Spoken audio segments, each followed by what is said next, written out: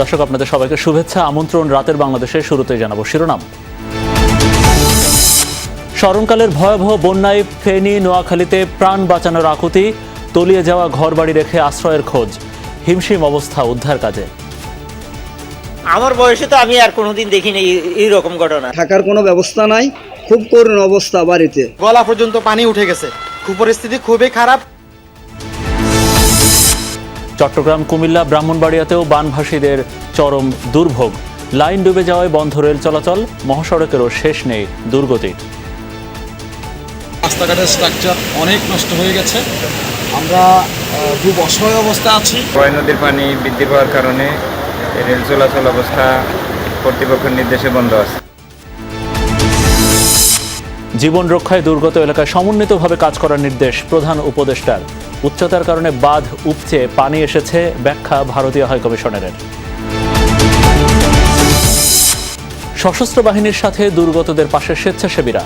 বানভাসীদের জন্য নৌকা আর শুকনো খাবার নিয়ে ছুটছেন বৈষম্য বিরোধী শিক্ষার্থীরা।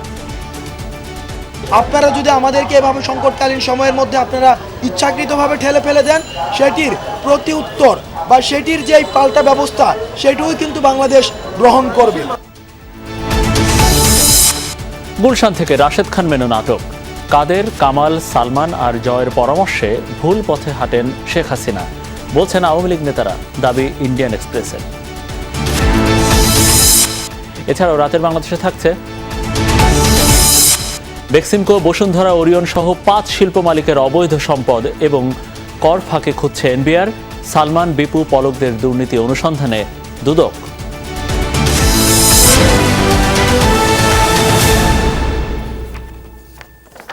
দর্শক, এতক্ষণ আমাদের শিরোনামগুলো দেখছিলেন, আপনাদের সাথে আছি আমি মনিরুল ইসলাম। চলুন শুরু করা যাক বিস্তারিত খবর। শুরুতেই বানভাসী মানুষদের দুর্ভোগের চিত্র জানাবো।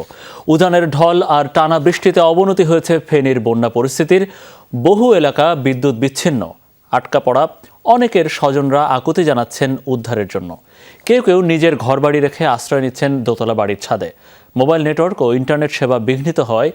সেখানে আমাদের কয়েকজন সহকর্মী থাকলেও তাদের সাথে একেবারে যোগাযোগ স্থাপন করা কঠিন হয়ে পড়েছে। ফেনী থেকে পাঠানো ফুটেজ নিয়ে দেখুন আখলাকুস সাপার রিপোর্ট। স্মরণকালের ভয়াবহ বন্যা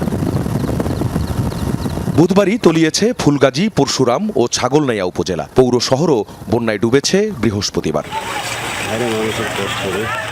সকাল থেকেই বিপদসীমার উপরে মুহুরী ও ফেনী নদীর পানি। বন্যা পূর্বাভাস কেন্দ্রের তথ্য অনুযায়ী 40 বছরের মধ্যে সবচেয়ে বেশি উচ্চতায় প্রবাহিত হচ্ছে মুহুরীর পানি, যার ফলে সময় গড়ানোর সঙ্গে সঙ্গে প্লাবিত হচ্ছে নতুন নতুন এলাকা। আমার বয়সে তো আমি আর কোনোদিন দেখিনি এইরকম ঘটনা।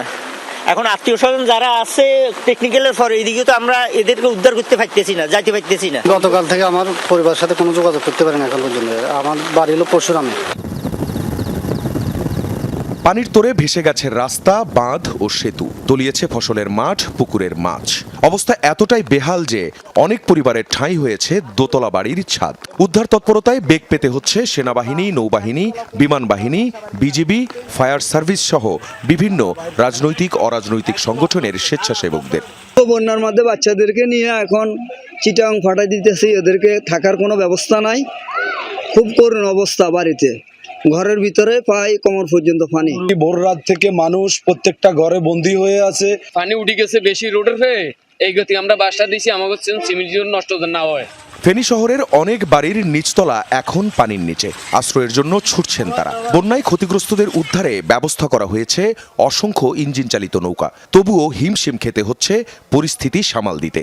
যে সমস্ত এলাকায় দোতলাও ডুবে গিয়েছে, আমাদের কাছে জেলা প্রশাসনের পক্ষ থেকে অনুরোধ হচ্ছে যে এই লোকগুলোকে পিক করে অনেক দূরে কোথাও না নিয়ে রেদার ধারে কাছে যেখানে শেল্টার স্টেশন আছে বা হাই রাইজ বিল্ডিং আছে, ওনাদেরকে তুলে সেখানে পৌঁছে দেওয়া, যাতে এই লোকগুলো সার্ভাইভ করতে পারে। আমরা সেনাবাহিনী গাড়ি দিয়ে গেছিলাম পরশুরামে, মানুষের লাশ ভাসতেছে, মহিলাদের গলা পর্যন্ত পানি উঠে গেছে।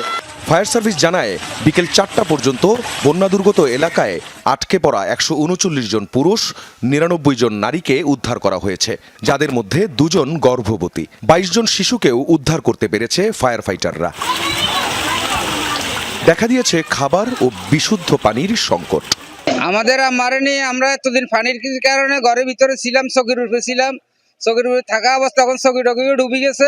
ইন্ডিয়ার পানি যেভাবে চাপ দিছে এইভাবে আমরা মনে করেন ঘর বাড়ি থাকাতে আমরা এখন ঘর দুয়ার ছাড়াই মনে করেন রাস্তার ওই পাশে চলে যেতেছি। মাল মাত্রা কিছু নাই, খাওয়া দাওয়া ইত্যাদি সবকিছু আমরা কষ্টে আছি, আমাদের চলার মাঝে খুব কঠিন অবস্থায় পড়ছি আমরা। উজানের পানি নামাতে খুলে দেয়া হয়েছে মুহুরী প্রকল্প এলাকায় ফেনী রেগুলেটরের 40টি এবং মুছাপুর রেগুলেটরের 18টি গেট। আখলাকুস সাফা, যমুনা নিউজ। দেশের 10 জেলায় ত্রাণ সহায়তা পৌঁছে দিতে পর্যবেক্ষণ কার্যক্রম চালিয়েছে বাংলাদেশ বিমান বাহিনী। শুক্রবার থেকে নিরবিচ্ছিন্নভাবে ত্রাণ সহায়তা ও উদ্ধার তৎপরতা চালাবে বাহিনীর সদস্যরা। উপর থেকে পর্যবেক্ষণে দেখা যায় ফেনীর প্রায় পুরোটাই এখন পানির তলে। সার্বিক অবস্থা বিবেচনা নিয়ে কাল থেকে জরুরি ভিত্তিতে দেওয়া হবে ত্রাণ, সেই সাথে চলবে উদ্ধার কার্যক্রমও। পাখির চোখে যতদূর দেখা যায় ততদূরই পানিতে নিমজ্জিত ফেনী জেলা।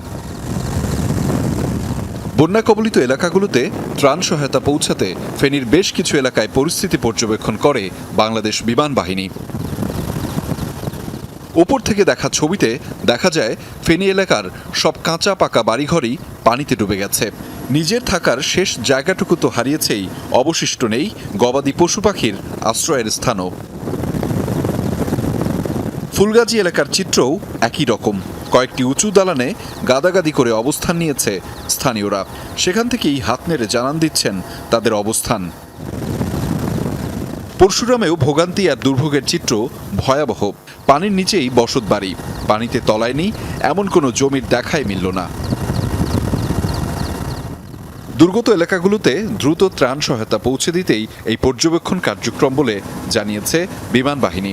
বানভাসী মানুষের পাশে দাঁড়াতে বাহিনী চালাবে উদ্ধার তৎপরতাও। ফেনীর ওই সকল এরিয়াতে কি পরিমাণ ক্ষয়ক্ষতি হয়েছে এবং কি পরিমাণ ত্রাণ বিতরণ করতে হবে, এই পর্যবেক্ষণের মাধ্যমে আমরা পরবর্তী মিশনগুলো প্ল্যান করব এবং এক্সিকিউশন যাব। আবহাওয়া একটু প্রতিকূলতার কারণে আমরা একটু চিন্তা ভাবনা করে মিশনগুলো লঞ্চ করব এবং ইনশাল্লাহ আমরা আজকে এবং আগামীকাল থেকে পুরোপুরিভাবে ত্রাণগুলা যেভাবে পৌঁছানো যায় দুর্গতদের মধ্যে আমরা ওই ব্যবস্থা করব। পরে একটি হেলিকপ্টারে ত্রাণ বিতরণের জন্য দুর্গত এলাকাগুলোতে গেলেও বৈরী আবহাওয়ার কারণে ফিরে আসতে বাধ্য হয়। শুক্রবার থেকে প্যারাসুটে করে ফেলা হবে ত্রাণ। বৃষ্টির সীমানা যতদূর তাতে শুধু পানি আর পানি। সেই পানিতে নিমজ্জিত ফেনী, ফুলগাজী, পরশুরাম এলাকার বাসিন্দারা এবং তাদেরকে উদ্ধারে এবং সহযোগিতার জন্য এখনই সবার এগিয়ে আসা প্রয়োজন বলে মনে করছেন অনেকেই। আহমেদ রেজা, যমুনা নিউজ, ফেনী। বন্যায় পানিবন্দী নোয়াখালীর কয়েক লাখ মানুষ। 9 উপজেলার 6টিতেই পানি বেড়েছে অস্বাভাবিকভাবে। গেল কয়েকদিন টানা বৃষ্টির সঙ্গে যোগ হওয়া বন্যায় দুর্ভোগ ছাড়িয়েছে কয়েক গুণ। জেলা সদরের সরকারি অফিসগুলোতেও এখন হাঁটু পানি। এখনও দেখা যায়নি উদ্ধার বা কোনো ত্রাণ তৎপরতা। নোয়াখালীর বন্যা পরিস্থিতি জানাচ্ছেন আমাদের সহকর্মী রিয়াজ রায়হান, ছবি তুলেছেন নাহিদ হোসেন। বানের তোড়ে দিশেহারা মানুষ ছুটছেন যে যার মতো নিরাপদ আশ্রয়ে। কেউ যাচ্ছেন আশ্রয় কেন্দ্রে, কেউ বা আত্মীয় স্বজনের বাসায়। কারো হাঁটু পানি, কারো ডুবেছে কোমর। নিদারুণ কষ্টের এই চিত্র নোয়াখালীর কম বেশি সব উপজেলাতেই। সেনবাগ, সোনাইমুড়ি, বেগমগঞ্জ সদরের অবস্থা সবচেয়ে করুণ। পানিতে তলিয়ে গেছে ঘরবাড়ি। গেল কয়েকদিন কোনো মতে থাকার চেষ্টা করেছেন, শেষমেশ আর সম্ভব হয়নি। এক গলা পানি সবাই। আর সামনের দিকে এখন মোটামুটি মানুষ এখনো একটু স্বস্তি আছে। যদি এখন বৃষ্টিটা বন্ধ হয় তাও সামনের দিক লোকগুলো একটু বাঁচতে পারবে। সবগুলোতে একই অবস্থা, সব জায়গায় ডুবে যেতেছে। বন্যার কারণে বন্ধ আছে জেলার শিক্ষা প্রতিষ্ঠান, স্কুলগুলো ব্যবহার হচ্ছে আশ্রয়কেন্দ্র হিসেবে, কিন্তু সেই আশ্রয়কেন্দ্রেও প্রবেশ করতে হচ্ছে হাঁটু পানি ডিঙ্গিয়ে। এই জায়গায় আছি, বাচ্চারাও অসুস্থ হয়ে যায়, আপনার পাতলা পায়খানা হইতে আছে। মাল সামান সব পানিতে ভাসে, কেউ বাড়ি ঘরে যাইতে পারে না, সব ফালাই রাখি চলে আইছে। একজনে খিচুড়ি দিছে আর কিছু ছাত্র আসে বিস্কিট আর পানি দিচ্ছে, এই পর্যন্ত আর কিছুই পাইনি। গেল কয়েকদিন ধরে পানিবন্দী রান্নার চুলা, গবাদি পশু, হাঁস মুরগির আবাসও পানির নিচে। এখনো দুর্গতদের উদ্ধার বা ত্রাণ তৎপরতা নেই বলে অভিযোগ বানভাসীদের। চকি টকি সব আসি গেছে, মনে করেন ফাঁকশাক করতে পারতেছি না, অনেক কষ্টে আছি। খাওয়া দাওয়ার কোনো ব্যবস্থা নাই। আরাম ওইটাও ডুবে গেছে, আর ছোট দুইটা আছে, আরাম ওই দুইটা নষ্ট হয়ে গেছে, মাছের গেরও ভাসি গেছে। স্থানীয়দের অভিযোগ, খাল, পুকুর, নালা দখলের যে মহোৎসব হয়েছে তারই খেসারত দিচ্ছে লাখ লাখ মানুষ। এবার নালা গিলা পরিষ্কার নাই, কিছু ক্লিয়ার নাই, বাম দিয়ে মাছ নিয়ে ফজেট করে, ফজেটের দিয়ে পানি যেত দেয় না, কারণ তো পুরা শহরটা ডুবে গেছে।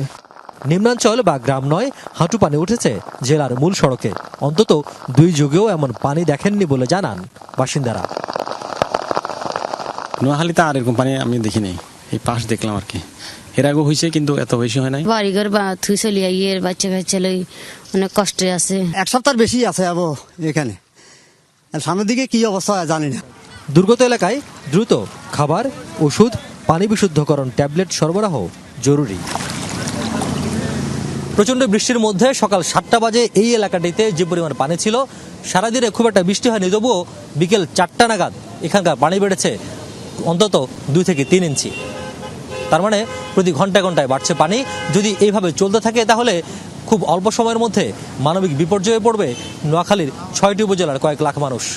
আর তাই স্থানীয়রা বলছেন, যত দ্রুত সম্ভব শুরু করা প্রয়োজন উদ্ধার এবং ত্রাণ তৎপরতা। রিয়াজ রায়হান, যমুনা নিউজ, নোয়াখালী। আমরা একটু বন্যার খবর জানবো সরাসরি নোয়াখালী থেকে আমাদের সহকর্মী রিয়াজ রায়হান, তিনি জানাবেন সরাসরি। রিয়াজ, একটু আপনার কাছে আসছি যে আপনার একটি রিপোর্ট দেখছিলাম, ক্যামেরার চোখে আসলে যতটুকু দেখানো যায় বাস্তবতা নিশ্চয়ই তার থেকে আরও করুন, আরও দুর্ভোগে প্রচণ্ড দুর্ভোগ। আপনার অভিজ্ঞতা একটু জানতে চাই, এবং সবচেয়ে বেশি কষ্টে আছে কোন উপজেলার মানুষ? মনের সত্যি বলছেন, আসলে যতটুকু ক্যামেরার চোখে দেখানো যায় তার চেয়ে অনেক বেশি মানুষ দুর্ভোগে রয়েছে।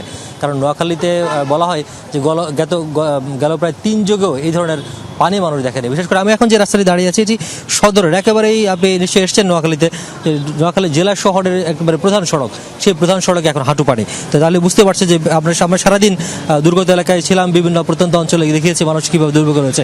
বরং আমি এখন একটু তথ্য জানিয়ে রাখতে চাই, সেটি হচ্ছে নোয়াখালী জেলা প্রশাসনের তথ্য অনুযায়ী এখন পর্যন্ত নোয়াখালীতে প্রায় 20 লাখ মানুষ পানিবন্দী অবস্থায় রয়েছে, এবং সেখান থেকে 388টি যে আশ্রয়কেন্দ্র খোলা হয়েছে, বিশেষ করে স্কুলগুলোকে, সেই আশ্রয়কেন্দ্রগুলোতে এখন পর্যন্ত প্রশাসনের হিসাব অনুযায়ী 40,000 মানুষ আশ্রয় নিয়েছে, এবং প্রায় পল্লী বিদ্যুতের প্রায় 7.5 লাখ গ্রাহকের মধ্যে 4 লাখ গ্রাহক এখন বিদ্যুৎবিহীন অবস্থায় রয়েছে।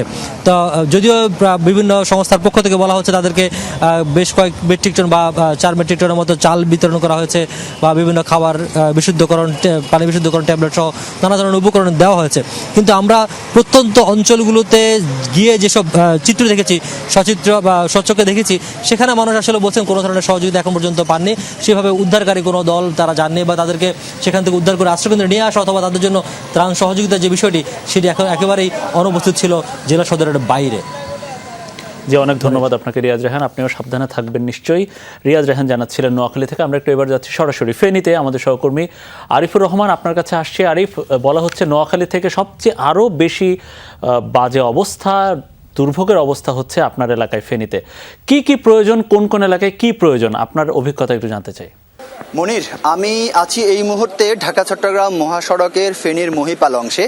এখানে থাকার পেছনের যে কারণ, সে কারণটি হচ্ছে যে এখান থেকে ঠিক আধা কিলোমিটার সামনে এটি হচ্ছে যে লালপুল এবং যে রামপুর রাস্তার মাথায়, সেখানে হচ্ছে যে বিশাল একটি অংশ দিয়ে এরকম মহাসড়কে পানি উঠে গেছে, যেখানে হচ্ছে যে কোমর সমান পানি। এই যে দেখছেন যে গাড়িগুলো, সেই গাড়িগুলো দুপুর 1টা থেকে দাঁড়িয়ে আছে। এই গাড়িগুলো কখন এই যে গাড়িগুলো কখন যে ছাড়বে, এ নিয়ে এখানকার যে সকল চালক যারা রয়েছে, যে সকল যাত্রীবাহী যে সকল গাড়ি যেগুলো রয়েছে, সে সকল যেগুলো যাত্রী যারা ছিল, তাদের মধ্যে এক ধরনের আমরা ভোগান্তি দেখেছি, তাদের মধ্যে একটি ধরনের আসলে কষ্ট দেখেছি।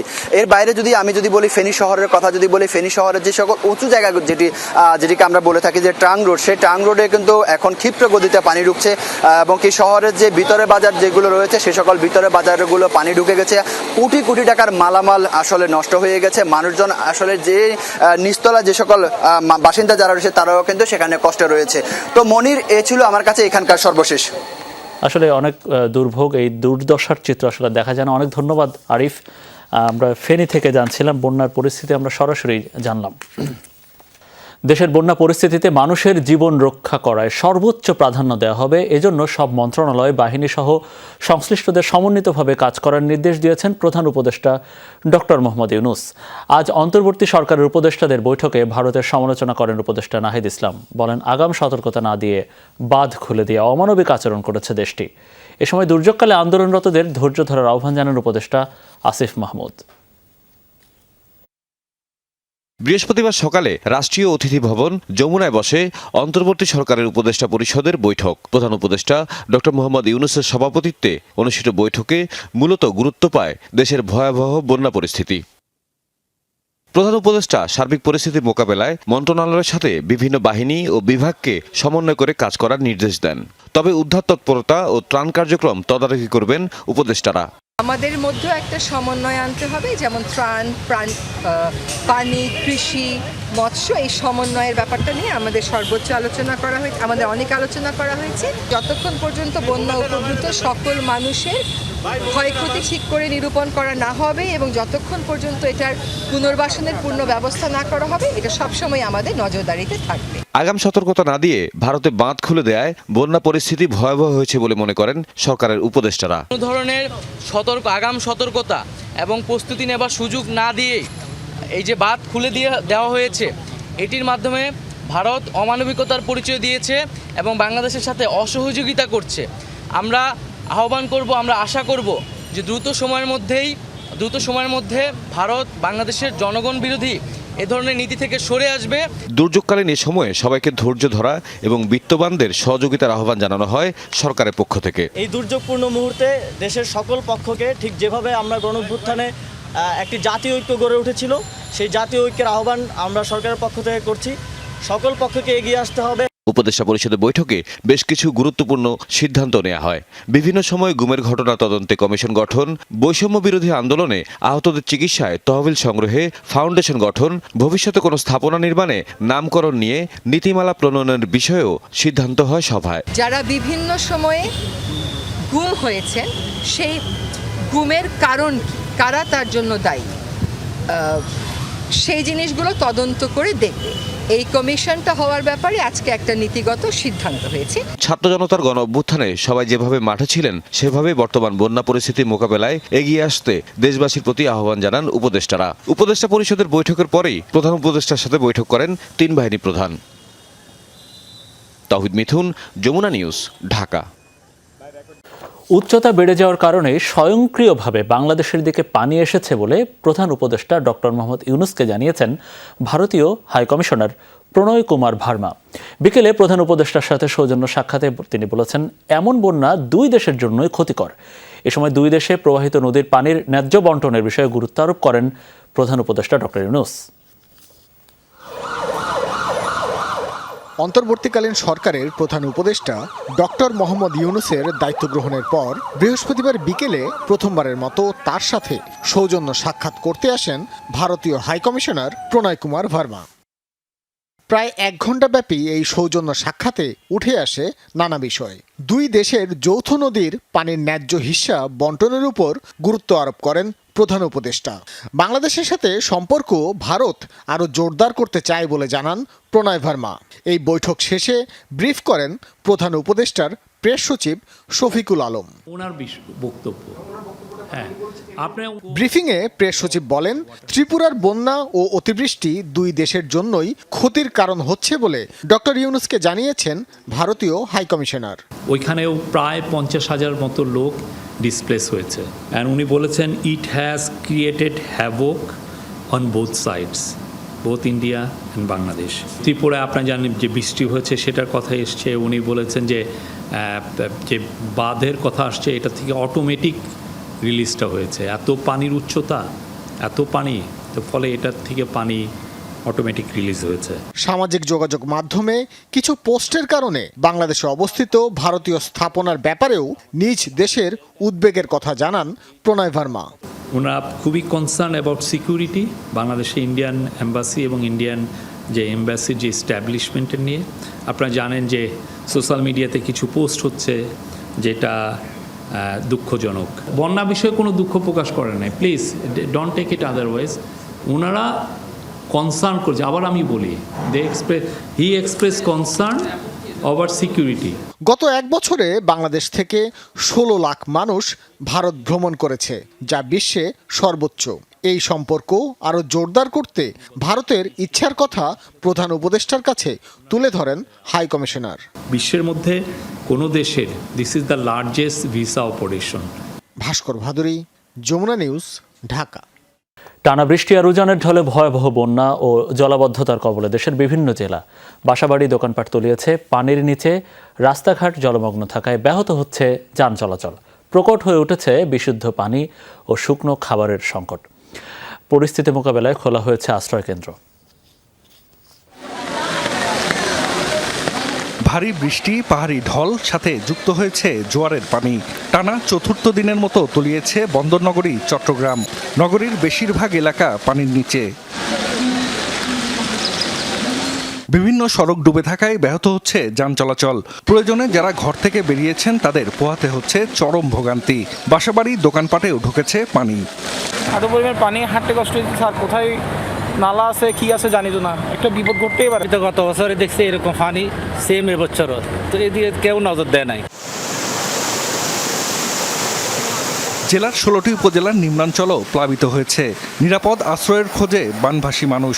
পরিস্থিতি মোকাবেলায় কন্ট্রোল রুম ও আশ্রয়কেন্দ্র খোলা হয়েছে। প্রস্তুত রাখা হয়েছে 290টি মেডিকেল টিম। ফটিকছড়িতে এই ধরনের বন্যা আমরা বিগত দিনে দেখি নাই। ভয়াবহ অবস্থা। এমন একটা পরিস্থিতি হয়ে দাঁড়াইছে যে এখানে মানুষ মারা যাওয়ার পর দাফনও করা যাচ্ছে না। একদিনের ব্যবধানে পাল্টে গেছে কুমিল্লার গোমতী ও কাকরি নদী পাড়ের জনপদের চিত্র। বৃষ্টি আর উজানের ঢলে নদীর পানি উপচে কুমিল্লা সদর দক্ষিণ, 14 গ্রাম, বুড়িচং ও মুরাদনগরের গ্রামের পর গ্রাম প্লাবিত। বানের জল কোথাও কোথাও ছুঁয়েছে ঘরের চাল।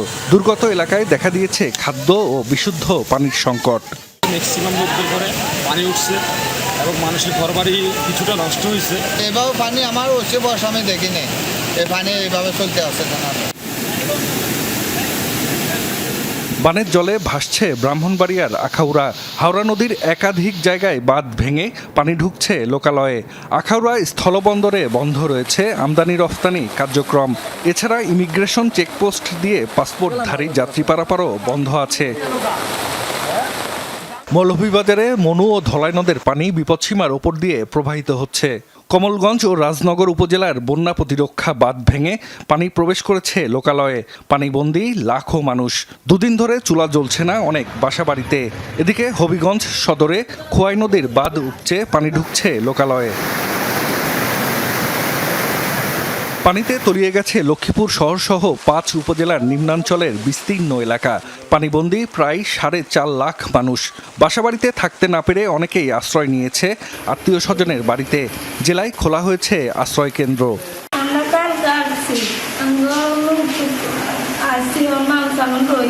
আজকে 2-3 দিন থেকে তো ঘরে পানি থাকার মতো কোনো অবস্থা নাই। পার্বত্য জেলা খাগড়াছড়িতেও বন্যা পরিস্থিতির অবনতি হয়েছে। পানিবন্দী হাজারো মানুষ দিনপাট করছেন চরম কষ্টে। রাঙামাটির নিম্নাঞ্চলও পানিতে তলিয়েছে। জেলায় 262টি আশ্রয় কেন্দ্র খোলা হয়েছে বলে জানিয়েছে জেলা প্রশাসন। জাহিদ হাসান, যমুনা নিউজ।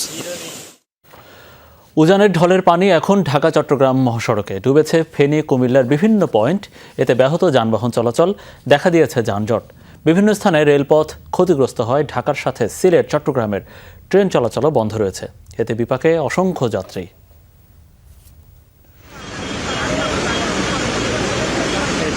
ঢাকা চট্টগ্রাম মহাসড়কে বন্যার ভয়াল রূপ। ফেনীর মহিপুর এলাকা। মহাসড়কের কয়েক কিলোমিটার এলাকা জুড়ে উজানের ঢল। প্রবল বেগে বইছে পানি। আটকা পড়েছে অনেক যানবাহন, বাড়ছে যাত্রী ভোগান্তি।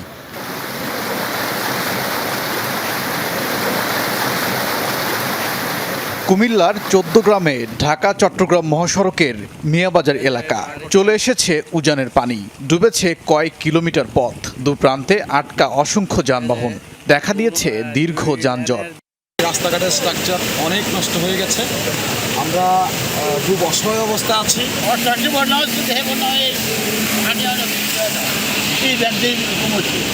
মহাসড়কে পানি ওঠায় দেখা দিয়েছে কুমিল্লা, ফেনী, লক্ষ্মীপুর, চট্টগ্রামমুখী বাসের সংকট।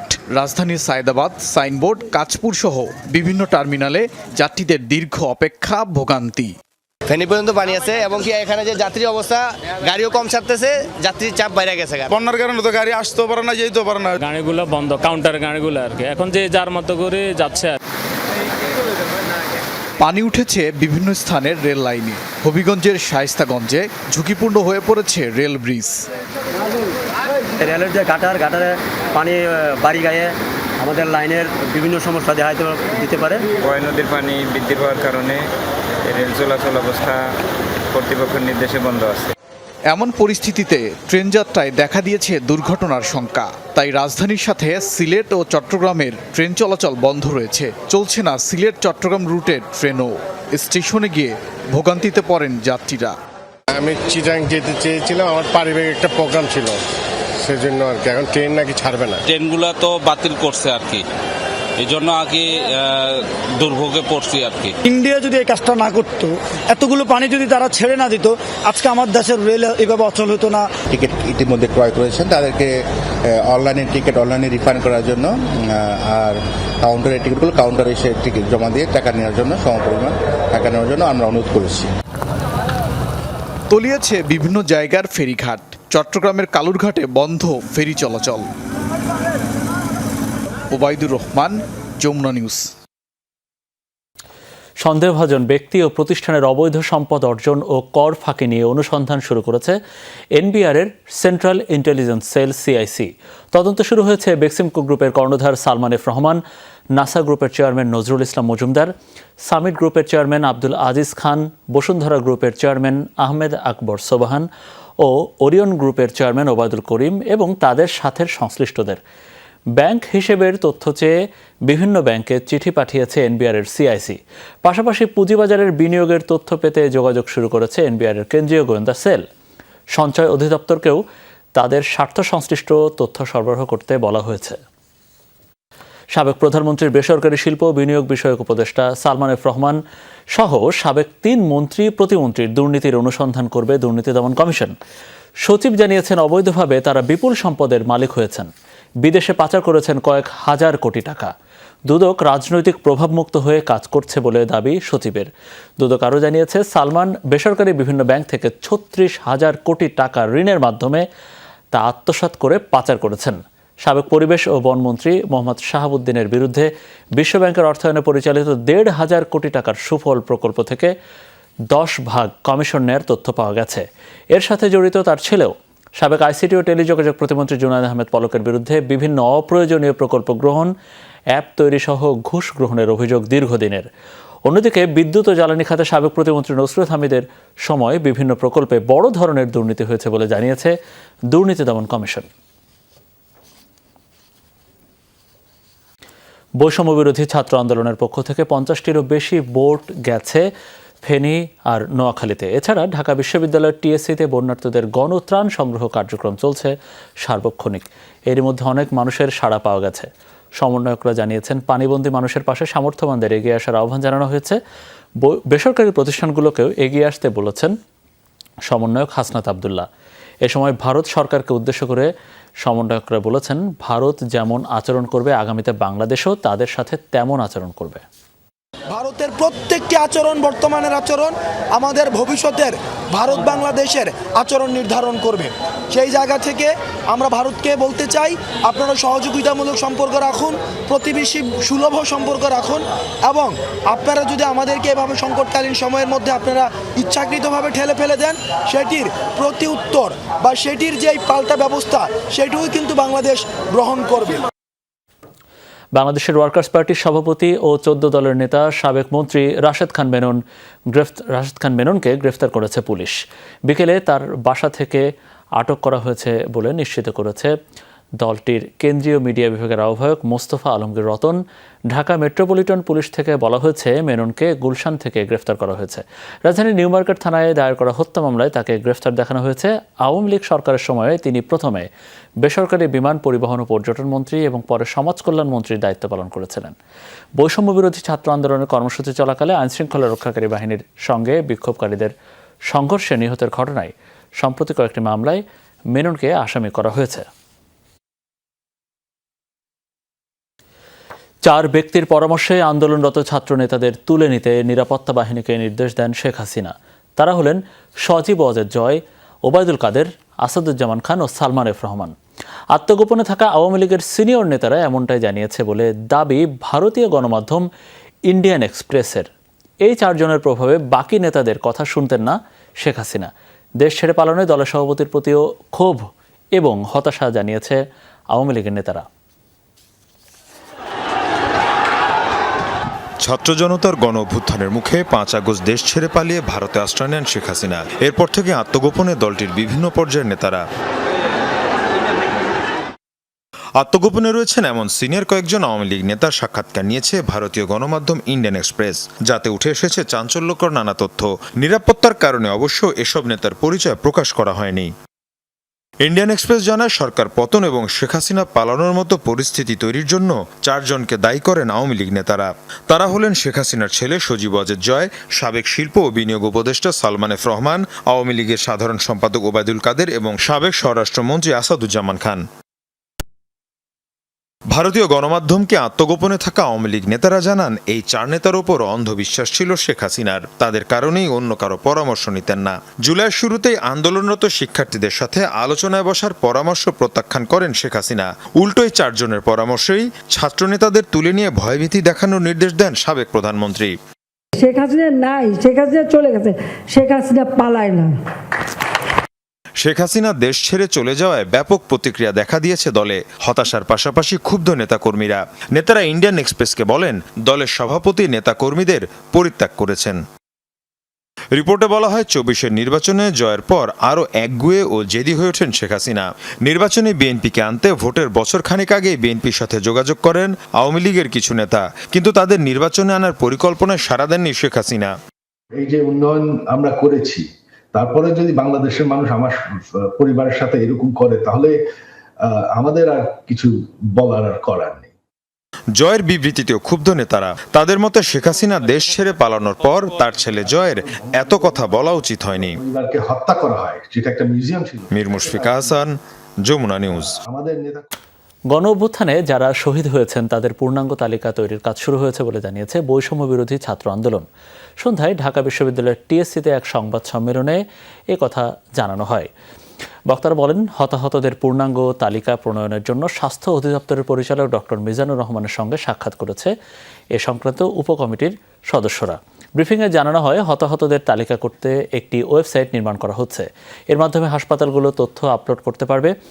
আরও বলা হয়েছে, গণ অভ্যুত্থানে নিহত অজ্ঞাতনামাদের পরিচয় জানতে প্রয়োজনে কবর থেকে তুলে নতুন করে পোস্টমর্টেম করা হবে।